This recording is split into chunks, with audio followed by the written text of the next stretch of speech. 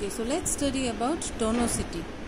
What is tonicity? Let's study with this example. Here you can see in figure, one cell is kept in a beaker. Inside of cell, there will be concentration of some salts and minerals. The same concentration is maintained outside also. So you can say that in beaker we have kept isotonic solution.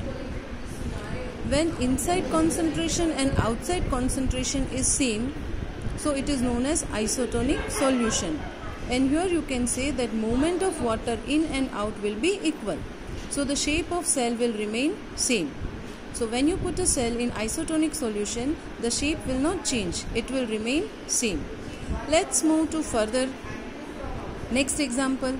Now in case of B, in this case in beaker we have kept hypertonic solution. What do you mean by hypertonic solution? Concentration of sugar or salt, that is more as compared to inside of cell. So outside cell there is hypertonic solution. So what will happen?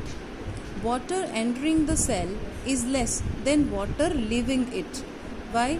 Because in osmosis we have studied that water will move from its high concentration to its low concentration. So this way after some time the cell will shrink because it is kept in hypertonic solution, right? Water is less in beaker and inside of cell water is more. So water will move outside the cell, as you can see from arrow it is shown, and after some time it will shrink. Let's move to third condition. When we have kept a cell in hypotonic solution. What is hypotonic solution? A solution in which salt concentration is less. So we are comparing with cell. Okay, we are comparing this cell concentration of cell sap and outside concentration of that water. So here it is hypotonic solution in beaker. It means outside cell there is more water available as compared to inside of cell. That's why the beaker is having hypotonic solution. Now as you can see in arrow, the water molecules are moving inside of the cell. Why it is so? Because outside the cell water concentration is more, and in osmosis water moves from its high concentration to low concentration. So after some time this cell will swell.